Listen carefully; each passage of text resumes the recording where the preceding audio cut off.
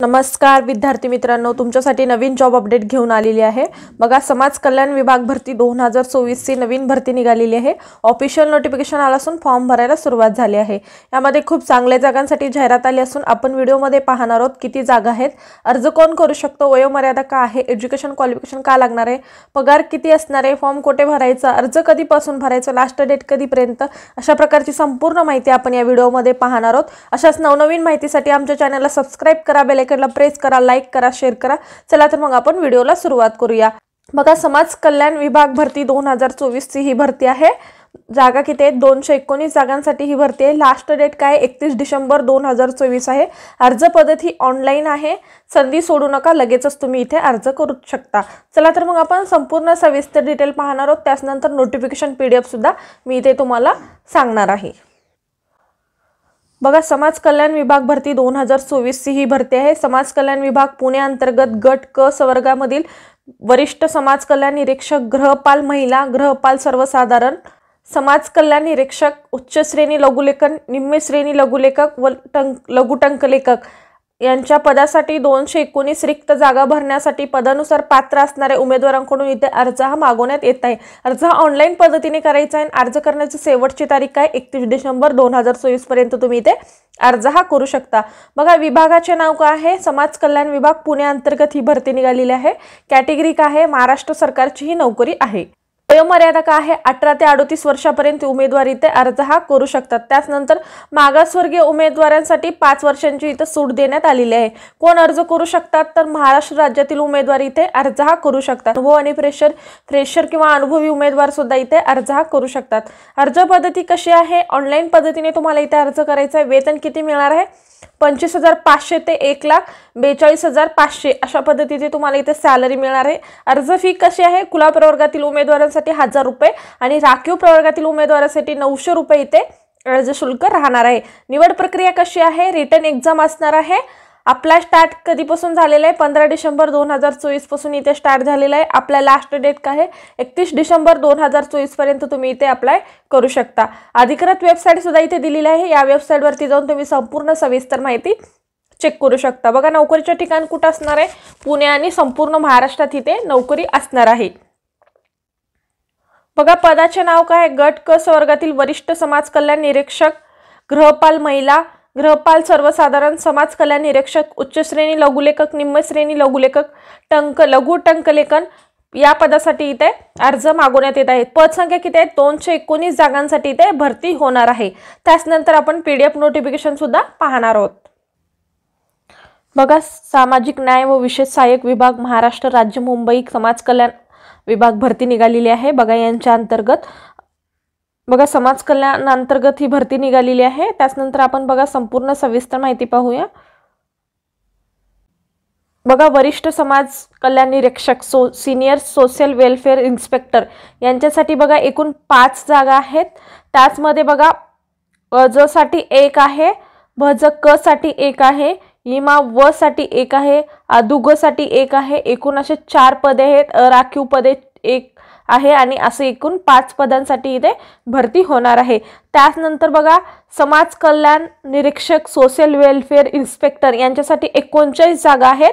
पदसंख्या इथे बघा, अज साठी 3, अज साठी 3, भज ब साठी 2, भज क साठी 2, भज ड साठी 3, विमा प्र साठी 2, इमा व साठी 5, आधुगु साठी 4, मा प्र यांच्यासाठी 2, एकूण आरक्षित पदे 26 पदे आहेत आणि राखीव 13 पदे आहेत। असे एकूण 39 जागांसाठी इथे भरती होणार आहे। त्यानुसार बघा, गृहपाल अधीक्षक, वार्डन महिला यांच्यासाठी इथे जागा बघा 92 जागा आहेत। हे फक्त महिलांच भरू शकणार आहेत। इथे फक्त महिलांसाठी हे जागा असणार आहेत। ज्यासाठी 8 जागा आहेत, ज साठी 6 जागा आहेत, विजा साठी 2 आहेत, भज ब साठी 1 आहे, भज क साठी 3 आहेत, भज ड साठी 1 आहे, विमा प्र साठी 2 आहेत, इमा व साठी 17 आहेत, आधुगु साठी 9 आहेत। त्याच पद्धतीने शास्त्रे माप्र साठी 9 आहेत। एकूण 58 जागा आहेत आणि 34 जागा अराखीव आहेत। असे 92 जागांसाठी इथे भरती होणार आहेत। बघा, या सर्व 92च्या 92 जागा हे महिलांसाठी इथे असणार आहेत। त्यानंतर बघा, वार्डन, अधीक्षिका, सर्वसाधारण म्हणजे इथे महिला सुद्धा अप्लाय करू शकतात आणि पुरुष सुद्धा उमेदवार इथे अप्लाय करू शकतात. अर्जासाठी 5, अर्जासाठी 5, विजासाठी 1, भज ब साठी 1, भज क साठी 2, विमा प्र साठी 1, विमा स साठी 11, आदुग साठी 6, शाशो प्र साठी 6. एकूण आरक्षित 38 जागा आहेत. राखीव पदे 23 आहेत. एकूण 61 जागांसाठी इथे भरती होणार आहे. त्यानंतर बघा उच्च श्रेणी लघुलेखन हायर ग्रेड स्टेनो यांच्यासाठी बघा अर्जासाठी 1, अर्जासाठी 1, भज ब साठी 1, त्यानंतर बघा इमा व साठी 2, आदुग साठी 1, त्यानंतर शाशे माप्र साठी 1 आणि एकूण आरक्षित 7, राखीव 3, एकूण 10 पदांसाठी ते भरती असणार आहे. निम्न श्रेणी लघुलेखक लोअर ग्रेड स्टेनो यांच्यासाठी बघा 3 पदे आहेत. त्यानंतर बघा अर्जासाठी 1, विजासाठी 1 आणि इमा व साठी 1 आणि आरक्षित 3 असे टोटल 3 पदांसाठी ते भरती होणार आहे. त्यानंतर बघा लघुलेखक टंकलेखन स्टेनो टायपिस्ट यांच्यासाठी बघा 9 पदे आहेत. त्यामध्ये भज ब साठी 1, भज क साठी 1, भज ड साठी 1, इमा व साठी 2, आदुग साठी 2, एकूण आरक्षित 7 पदे आहेत. राखीव 2 अशा पद्धतीने 9 पदांची इथे भरती होणार आहे. त्यानंतर बघा अशा पद्धतीने हे भरती होणार आहे. आपण एज्युकेशन क्वालिफिकेशन काय लागणार आहे हे सुद्धा इथे मी तुम्हाला सांगणार आहे. बघा तुम्हाला इथं वेतन किती असणार आहे हे सुद्धा सांगण्यात आलेलं आहे. बघा उच्च श्रेणी लघुलेखक यांच्यासाठी S16 असणार आहे सॅलरी. त्याच्यामध्ये बघा 44,900 ते 1,42,400 इथे सॅलरी असणार आहे. गृहपाल अधीक्षका महिलांसाठी S14 असणार आहे 38,600 ते 1,22,100 अशी इथे सॅलरी असणार आहे. गृहपाल अधीक्षका सर्वसाधारणसाठी सुद्धा सेम सॅलरी असणार आहे. वरिष्ठ समाज कल्याण यांच्यासाठी सुद्धा सेम सॅलरी असणार आहे. निम्न श्रेणी लघुलेखक यांच्यासाठी S15 असणार आहे 41,800 ते 1,32,300 अशी सॅलरी असणार आहे. समाज कल्याण निरीक्षकसाठी S13 असणार आहे 35,400 ते 1,12,400 असणार आहे. लघुलेखकसाठी S8 असणार आहे 25,500 ते 81,100 अशी सॅलरी इथे असणार आहे. त्यानुसार बघा वयोमर्यादा सुद्धा इथे दिलेली आहे. कमीत कमी 18 वर्ष आणि जास्तीत जास्त 38 वर्ष आणि त्यानंतर तुम्हाला इथे सवलत सुद्धा देण्यात आलेली आहे ते सुद्धा तुम्ही पाहू शकता. आता तुम्हाला एज्युकेशन क्वालिफिकेशन काय लागणार आहे. गृहपाल अधीक्षका सर्वसाधारण गृहपाल यांच्यासाठी बघा एज्युकेशन काय लागणार आहे. इथे गृहपाल महिलासाठी फक्त महिला अप्लाय करू शकतात आणि गृहपाल सर्वसाधारण मध्ये पुरुष आणि महिला दोन्ही इथे अप्लाय करू शकतात. म्हणजे इथे बघा तुम्हाला मान्यताप्राप्त विद्यापीठामधली डिग्री असेल, तुम्ही कोणत्याही शाखेमधून डिग्री प्राप्त असाल तर तुम्ही इथे अर्ज करू शकतात. त्यानुसार तुम्हाला MSCIT असणं गरजेचं आहे किंवा सक्षम संगणक अर्हता उत्तीर्ण असणे गरजेचं आहे. MSCIT त्यासोबत MSCIT असेल तर ठीक, त्यासोबत म्हणजे दुसरा कुठला कोर्स केला असेल ते असेल तरी चालेल, पण MSCIT इथे लागणार आहे. त्यानुसार तुम्हाला इथे टाइम सुद्धा मिळेल, त्या टाइम मध्ये तुम्ही काढून देऊ शकता किंवा तुम्हाला पदवी असणे इथे अनिवार्य आहे.